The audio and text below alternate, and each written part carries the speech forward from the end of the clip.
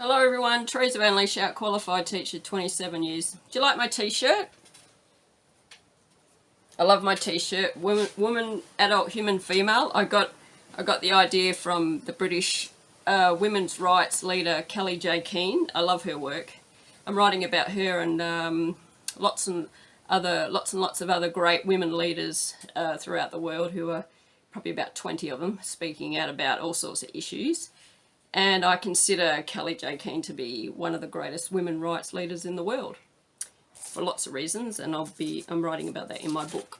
What I'm going to show you is 3 videos. First of all, an interview where Helen Joyce, whom I also respect, a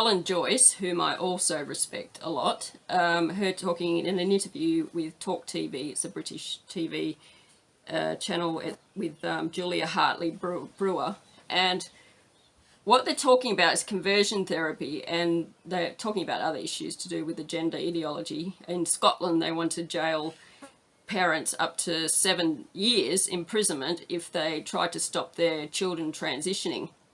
And they're talking about all the issues that they're talking about. I mostly agree with what they're saying. However, what they're talking about in the interview with conversion therapy, they've actually got that wrong. Okay, they've got it wrong, and I'll show you the footage and then I'll explain why they have it wrong.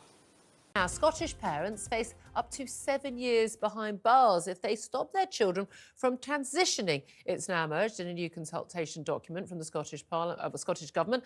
Meanwhile, most police forces in England and Wales are now allowing trans officers, so a woman or a man who identifies as the opposite gender, to strip search women, which critics have branded as state-sanctioned sexual assault, allowing basically a man to search a woman against her will. Well, joining me now to discuss all of this is the Director of Advocacy at Sex Matters and also the author of Trans, Gender Identity and the New Battle for Women's Rights. Helen Joyce, thank you so much for joining us. I mean this really politely. I don't mean this in any disrespect. I long for the day when I don't have to say, can we get Helen Joyce on, please? Because we have to discuss the latest insanity that is going on, which, by the way, 10 years ago, if I'd suggested either of these stories, people would have thought I was a joke. That it was completely insane, of course, and it was just a made-up comedy sketch. But this is the stuff that's happening in our country. Let's talk about Scotland first up. This is a new law that is being looked at, and there's a consultation going out, which basically says parents who refuse to allow their children to change gender would face up to 7 years in jail under their plans by the SNP government to ban what they call conversion therapy. What on earth is going on? So it's an attempt to bring back the gender recognition bill that was rightly stopped in Scotland by the back door. Basically, if you think what transitioning means for a child, because children aren't given surgeries to change their bodies and they aren't adults, so they can't go and change their paperwork and all that, what it means is a child saying, I'm the opposite sex, or I'm non-binary, like I've no sex, and everybody else having to go along with it.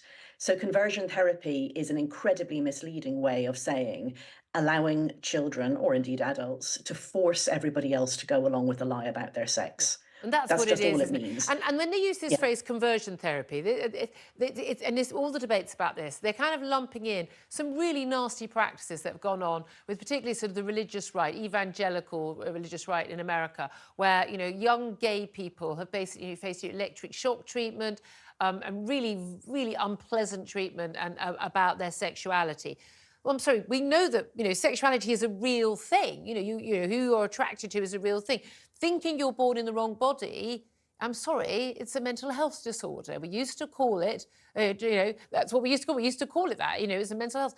We should show sympathy and empathy and respect and kindness, but we're not expected to go along with it. When an anorexic, you know, 12-year-old says, you know, I think I'm really fat, we're not expected by law to say, yes, you are really fat. You should definitely go on a diet.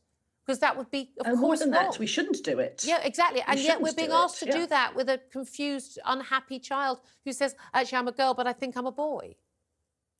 One of the problems with this is it's so easy to say ban conversion therapy, and people think they know what conversion therapy is. As you say, these horrific practices that have been illegal, by the way, in this country for decades, about trying to force people's sexuality to change by either sort of basically torturing them when they think about same-sex attraction, or trying to encourage them to think about opposite-sex attraction in very abusive ways. That's illegal. It's assault. You'd go to jail if you did that. And all the professional bodies in medicine and the health, psychiatry and all of that have bans on it. You'd be struck off as well as go to jail. So there isn't a thing to fix here. But as you say, also, sexual orientation, it's a thing, it's a real thing, and we can't change it. I mean, one of the things they learned from the attempts to change it is you can't change it. You don't need to try, by the way, but you can't.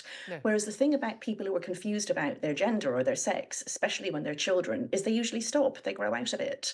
So there isn't even a stable gender identity to talk about conversion therapy about. But also, I would argue that the true conversion therapy is what happens in the gender clinics when they turn confused kids of one sex into even more distressed facsimiles or pretenses of the opposite sex. It's child abuse, and it's happening in our schools. It's happening even in nurseries where kids are being sold this nonsense.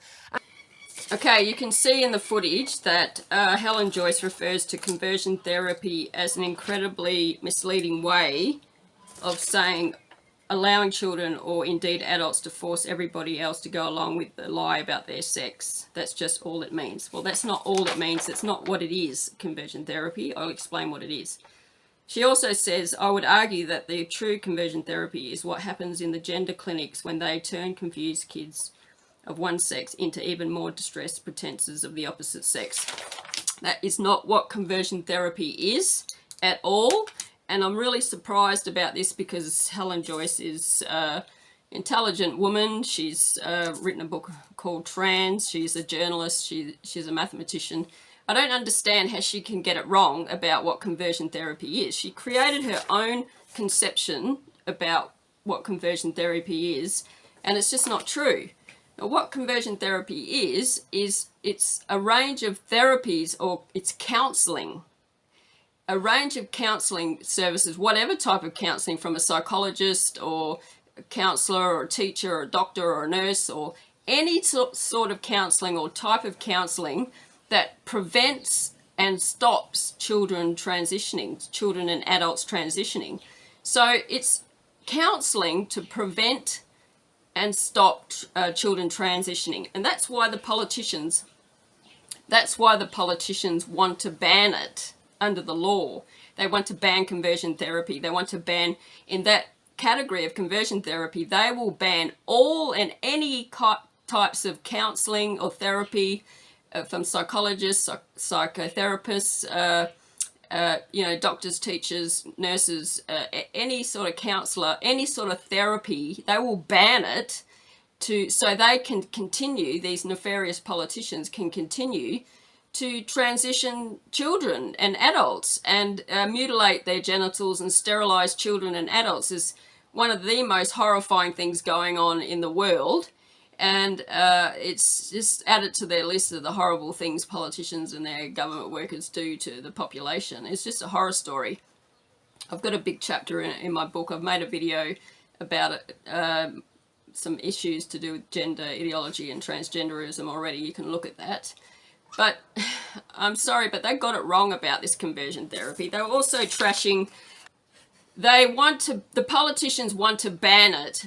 So in the law, they want to ban it in the law so that they can just have a totally free reign of transitioning children and adults. They want to punish, jail and fine. They want to harm and persecute and punish parents and all professional people who want to stop children and adults transitioning under this gender ideology. It's eugenics. It's eugenics because they don't want people to procreate and breed, and they don't want people to have children.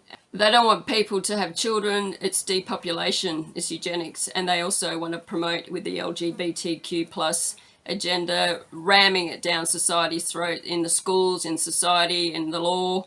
They want to promote their pedophilia agenda and even bestiality in some countries are starting to legislate that. Spain has, for example, which is a horror story. So So that's why they want to ban conversion therapy. Also in the interview, Helen Joyce and Julia Hartley-Brewer, they were trashing American evangelical right-wing religious people, which is Christians, okay? So I'm a Christian teacher, so I take offense at that.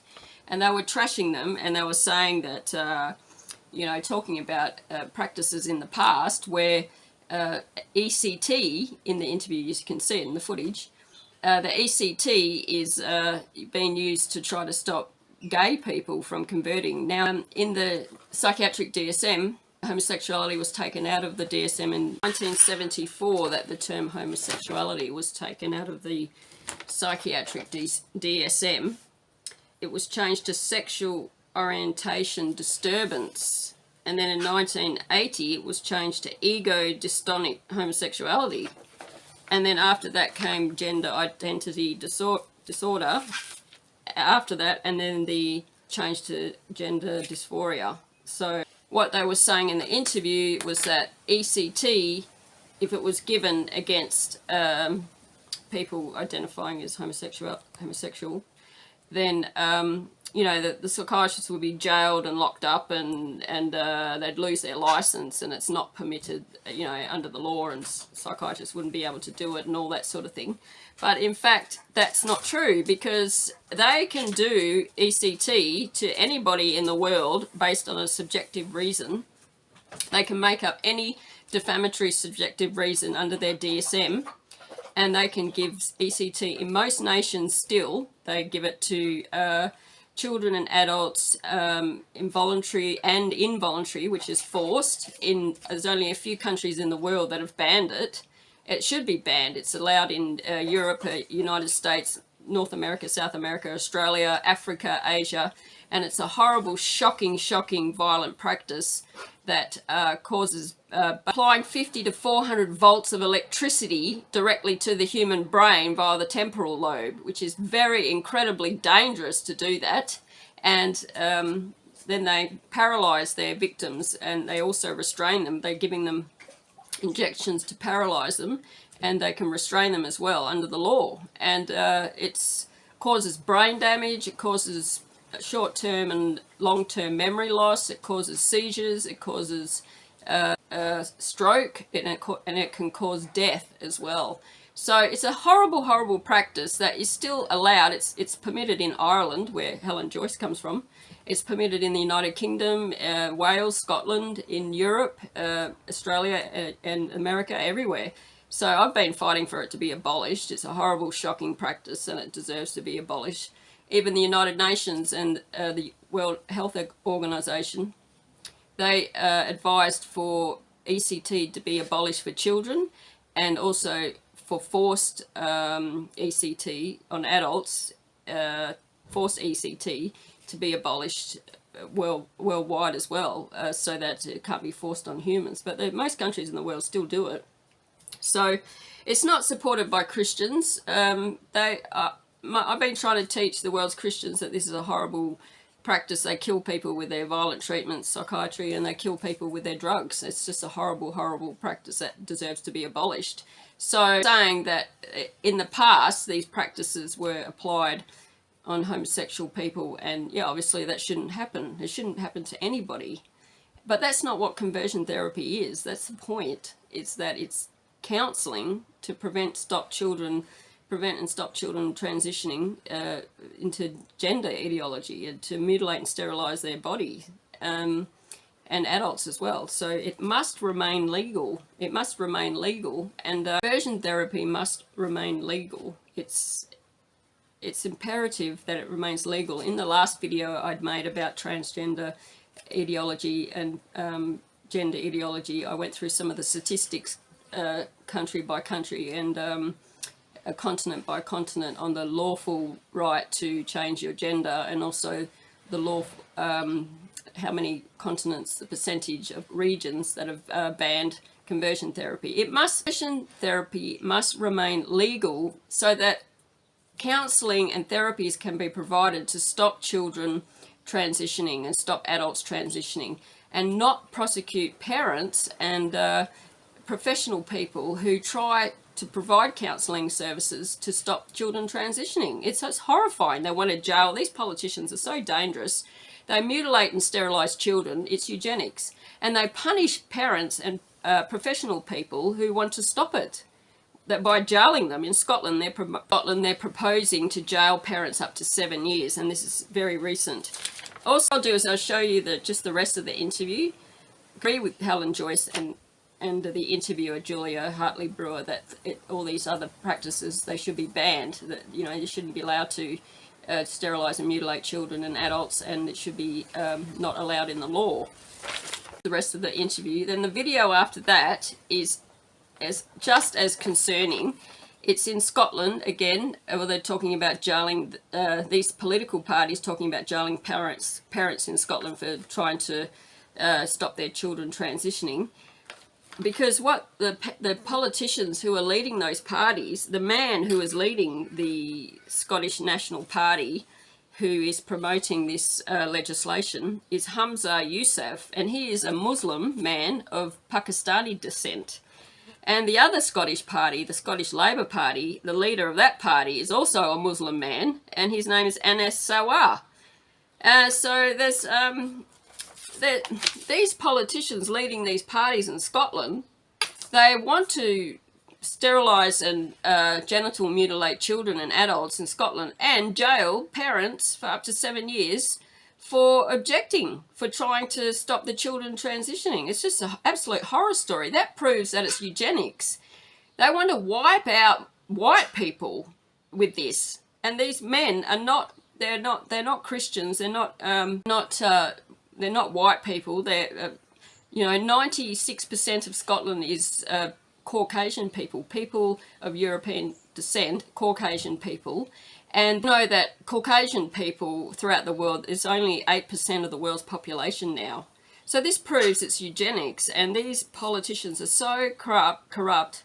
These politicians are so corrupt and dangerous, they really need to be removed. How did they get control of the Scottish Parliament? That is horrifying. So the footage, the video I'll show you after the rest of this interview, it shows those men in the Parliament, in the Scottish Parliament, absolutely trashing and bagging white people. And you can see what they're doing in full view in the video and in the Parliament. And then the video after that, you look at the video after that, the last one, was made in Australia. I was told it was made in 2016, and it's published by Channel 7 Sunrise. Now, they've interviewed me in the past, and in 2016, Channel 7 Sunrise, they published that broadcast. It talks about the gender ideology, the transition of children as young as 4 years of age. And that's 2016 in New South Wales. That is an absolute horror story. That's 7 years ago. And now, more than 7 years ago. So now, how many more children in Australia have been transitioned? Channel 9 was saying recently that there's 45,000 children identifying as transgender. So how many children in Australia have they genital mutilated and sterilised in those clinics? There's about 5 clinics, and I'll have to make another video specifically for Australia. There's 5 gender clinics in Australia, and this video that you'll see at the end is proving that they are trying to genital mutilate and sterilise children as young as 4 years of age in Australia. It's from 2016, I was told, and now it's 2024. So it's just I can barely talk about this practice because it's just, to me, it's so evil and it's horrifying, and this society needs to wake up and get rid of these politicians and Dr. Mengel's and teachers promoting it in the school system with the LGBTQ plus in the school system, ramming it down children's throats and parents' throat and society's throat. Children don't have a sexuality. Okay, I refuse to believe children have a sexuality because they're children. They can't consent. So forcing sexuality concepts on children in schools and society is pure evil. They are not straight or gay. They are children. They cannot consent to sex, and sexualizing children in books and the curriculum and through the LGBTQ plus indoctrination and the transgender indoctrination and the gender ideology indoctrination, it's a horror story. It's pure evil.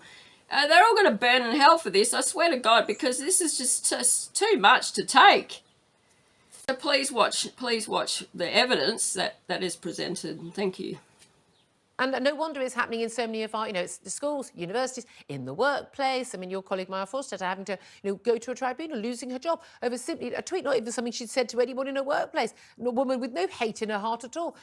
When men can't become women, women can't become men. And yet, I mean, the most extraordinary circumstances we've seen, and this obviously came up in Scotland more, but it's happened across the country, men who convicted or charged with as violent sex assault or a rape on a woman, then say, oh, it turns out I'm actually a woman. Oh, look at me with my blonde wig on and my leggings showing my bits intact. I want to go to a woman's prison. And that actually being allowed by these, again, lunatics, because you have to be mad to go along with this stuff.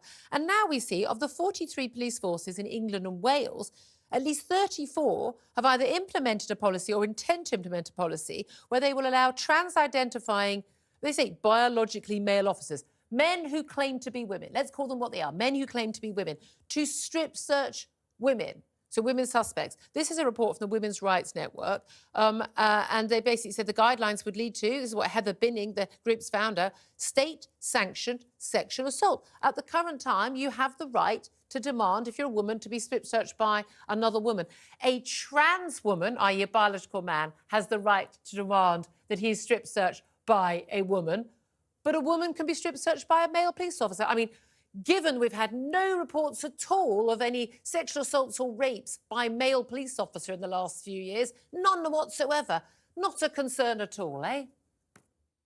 It's incredible, isn't it? Once people swallow this central lie that your sex is what you say you are rather than what it actually is, it just cascades through everything. It's there in schools, it's in hospital wards, and now we see it in police. And I think that in the police and in prisons and then also in medicine is where you see it most clearly, because that's where people touch each other's private parts. So, I mean, a strip search is not a pleasant thing, and it's settled law that only a woman officer or in prison or at the police can strip search, or indeed search generally, because they run their hands all over you, search a woman. Well, I mean, But what now would if be you your say, advice? well, a man can be a woman. No, exactly. What would your advice? advice be? You could be very polite and say, say, sorry, I don't believe that you are a person who should be searching me. What legal rights do people have? I mean, you do have the legal right to say that this is state-sanctioned assault, but they'll go ahead and do it, and then it's on you to try and sort it out. So that's why campaigners like us need to fix this. We can't leave this on individual women who are in incredibly, incredibly vulnerable positions. They've been charged with a crime or arrested, or they're in prison. Very hard to get news out of prison. This is happening in prisons right now, I'm sure. Or else, they're actually officers who are told that it'll be disciplinary if they refuse to search a man who says he's a woman. Absolutely. I mean, obviously, males who identify as females in prison are going to do things that make people have to search them if they think they're going to get searched by a woman. It's a way of exerting power over the officer. Yeah. It's bullying. It's state-sanctioned sexual assault. People who are just signing up to this, they're not thinking through the logical conclusions of it, and leaving very vulnerable people, children, in all the stories we talked about, children and women in positions like that, without power, even more helpless. Helen Joyce, I just love you for the work you do. She's Director of Advocacy at Sex Matters. Thank you very much indeed. The Lord President, every chief executive of every council, every government department, white. Every High Court judge, every director of a department in the Scotland, Lord Advocate, white. The every Solicitor principal General, of a college white. or university Chief in Constable, Scotland, white. Every head Chief chieftain in Constable, Scotland, white. Every Assistant every Chief chair of a Constable, public white. sector body in the Scotland, head of the Law Society, white. Every High Court the head judge of the in Faculty Scotland, of Advocates, white. Every present governor in Scotland, governor, white. Every editor of a news organisation in Scotland, Chief Medical Officer, white. There are a number of young students across New South Wales schools that are transitioning their gender. The youngest, that preschooler you mentioned, who is just 4 years old. That particular case was brought up at a budget estimates hearing delving into the Safe Schools program, which does provide support for cases like this. Now, speaking of cases, the number of referrals for gender services at the Westmead Children's Hospital in Western Sydney has tripled. And with some children as young as 3 getting assistance from the Gender Dysphoria Unit. Now, the New South Wales Education Department will provide ongoing support to that 4-year-old as they transition their gender, but some psychologists are questioning whether 4 is just too